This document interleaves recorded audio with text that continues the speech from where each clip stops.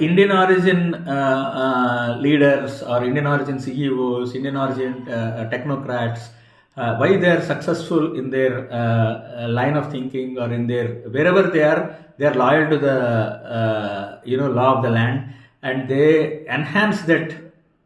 They don't leverage it and make out of it. They will add value to it. Just like Kennedy said, people have to add value to the chair. They add value to the place where they are. And the common affiliation between original British, native British people and the Indians is India has a hand and glove relationship. Had a hand and glove relationship with Britain. Britain was the first country to explore India. They united in a way by becoming a common enemy among the princely states.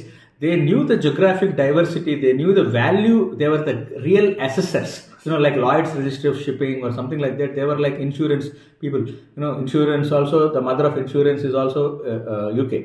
They were the right people to assess the value of Kohinoor. That's why Kohinoor lies with them perhaps. Or any, not just Kohinoor, I'm talking about the produce from India, Darjeeling tea, the geographic identity of the Darjeeling tea. They are the tasters and taster's choice. And the commonness of Indian origin and Indians are nature lovers basically. Indians are for the nature, by the nature and of the nature. And Indians have been, the DNA has been grown in nature. People may be rich in the other parts of the world to spend a couple of nights in the Four Seasons hotel, but Indians experience Four Seasons every year since their childhood. So this DNA is traveling across the world today in the form of leaderships. And the point is, that today the British are the real assessors. They knew the value of this Greater Britain.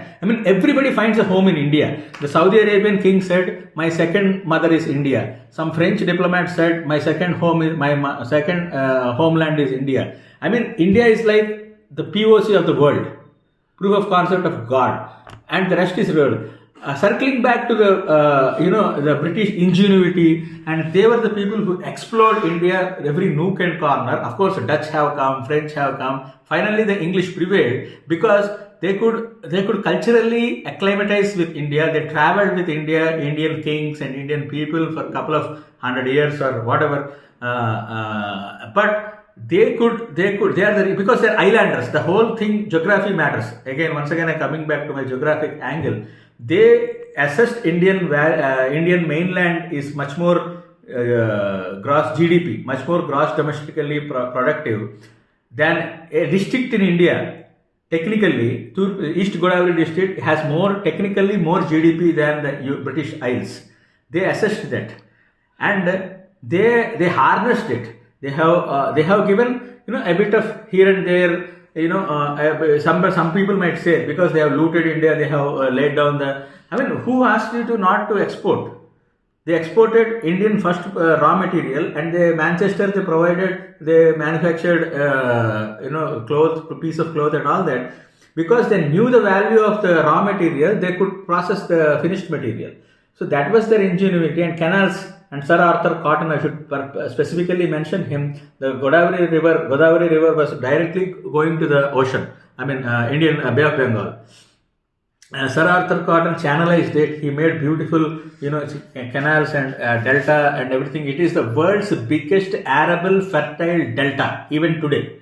That is the ingenuity of the British, and that we respect him. See, the people in Turpu Godavari, the East Godavari district, they elogize him, they worship him. Every 12 years, the river has a birthday. In India, rivers have birthdays, like 12-year cycle.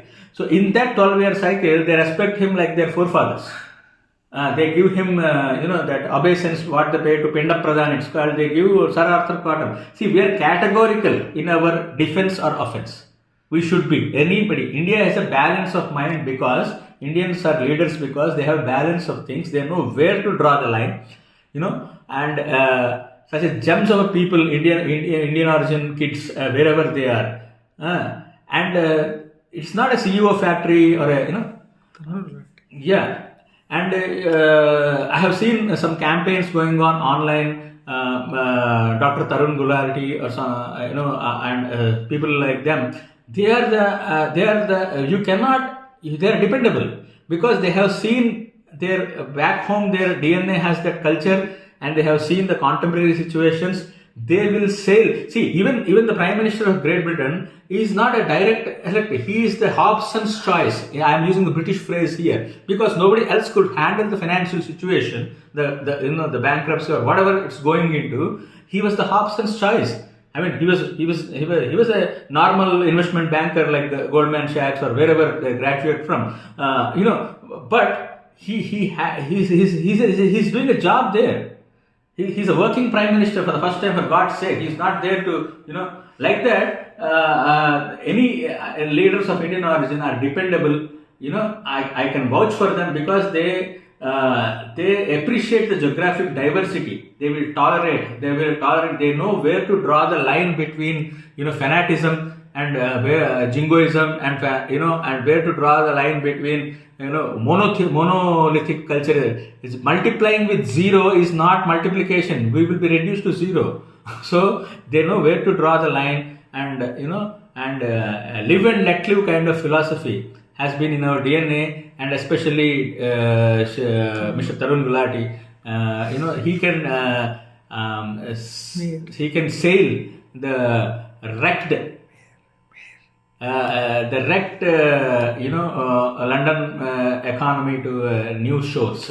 He can take them to new shores basically. So that's what my accent may be thickly Indian. I'm proud of it. I'm not American. Neither. One of my friends